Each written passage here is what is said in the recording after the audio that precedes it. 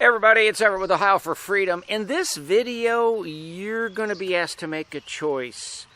Which is more unsettling? The piece of video that I'm going to show of the cicadas crawling all over the fence. I'm standing here videotaping and I feel yuck. Or the video that I'm going to show where Rod Parsley is chewing out his worship leader and his worship leader's wife because they value the education of their precious daughter above the expectations of Rod Parsley. We had her in drama like when she was 9, 10, 11, 12, like early before we came here, several years. And she was always in kids choir, her thing was drama, not drama, the arts. I don't want to say drama, but the arts, singing, playing piano. And there was nothing for her this year in that aspect. Like, there was no, for her to and she's in 10th grade this year. We only have her a couple more years in school. So we felt like we needed to really get her in some place where she can really thrive. As far as where God has gifted her. Okay. So that was part of it. I'm looking at $25 million in classroom facilities and labs. Not a gravel parking lot and mobile classrooms. Do you have any idea how insulting you are? I'm so sorry. Not. Oh, I promise you I am. That's not our heart at all. Do you have any idea how insulting you are? To me, to this team, to a school that we are extremely proud of, regardless of how much money their mommy and daddy make. I am offended by your statements. I'm so sorry. Offended. That wasn't our heart at all. I want somebody leading my choir that just wants to hang out with people that make more money than them. That's not it. And you haven't already said that to me. That's not it. It's not. We have felt like that is what is best for her. No, you're not giving answers. You're giving excuses. I'm doing my best to give answers as a parent. But everyone you give is a non-issue. It's an issue for us. Have an art class. Well, not just an art class. I'll be glad to take you to one. A music and arts program. No, there is no music program at Madison Christian. That's bull crap.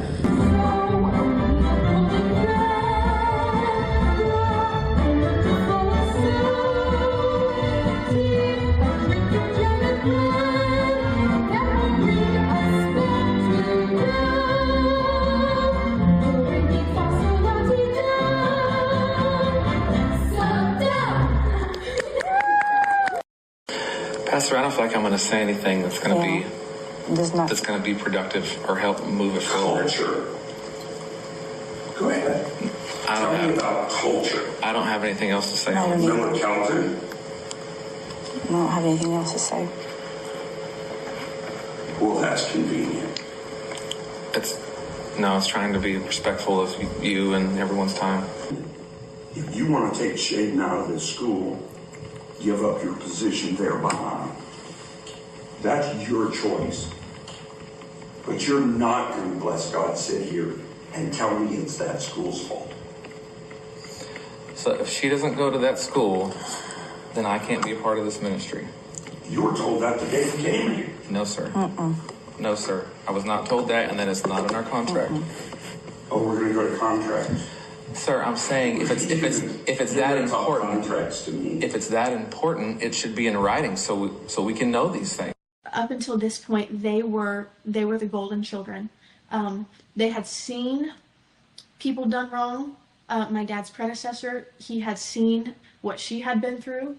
And also another piece of video that is a compilation of some of the amazing moments from the interview that Robin Torgrimson of Megamaniacs posted last night, the 27th. Whenever you put your foot down, whenever you don't feed the machine of Rod Parsley's kingdom, that's when it gets tough. And that's when that was the beginning of the end. The straw that broke the camel's back. We came to WHC with high hopes.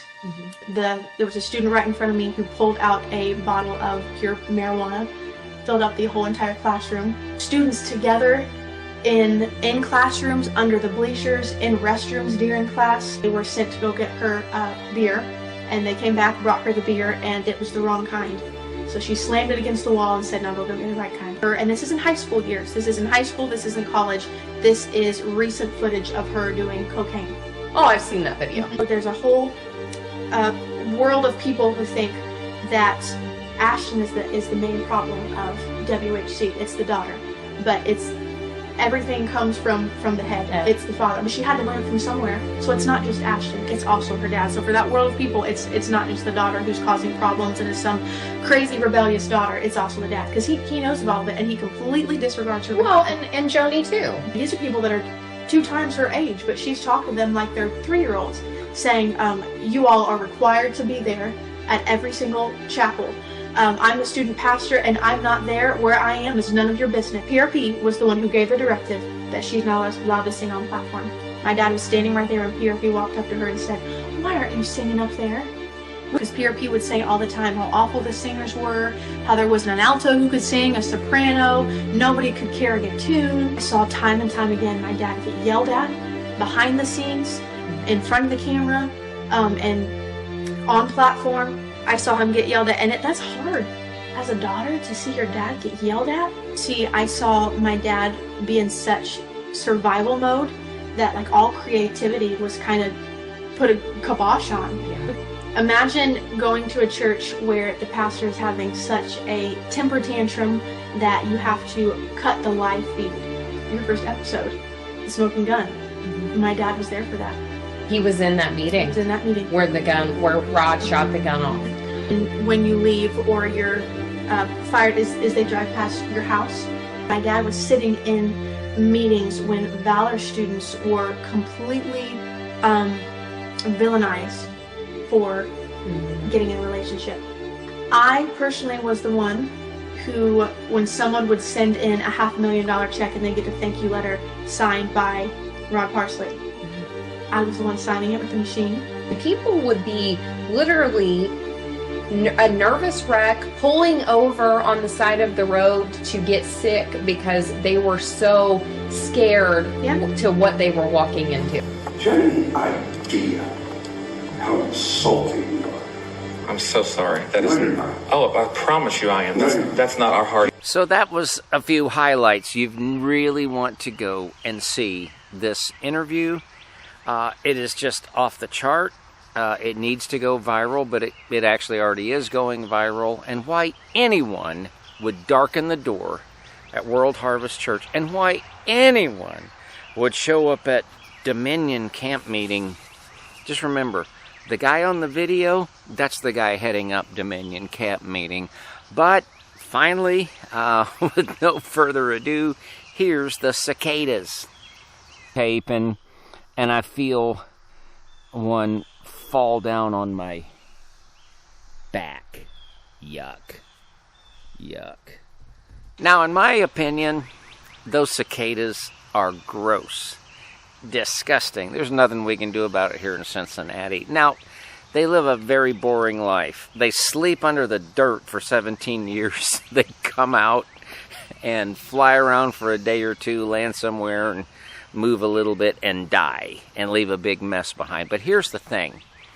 The cicadas is not the most unsettling, because that's something that happens and then it's over. You won't deal with that again for 17 years. But the effects of some of the stuff that is shown in the 2 other video clips that I showed, the effects of that kind of toxic environment and abuse can last a lot longer than 17 years. Now, thankfully, the Deegans are going to be just fine. Shaden's going to be just fine. Not everybody is quite so fortunate, but Shaden certainly gives a lot of hope and inspiration to those that have been caught in the crossfire of all this kind of abuse. But still, if I had to rate the videos, I'm going to rate, well, the cicadas aren't it, because that comes and goes. Hey, till next time, God bless you, God bless your family, God bless the state of Ohio, and God bless the United States of America.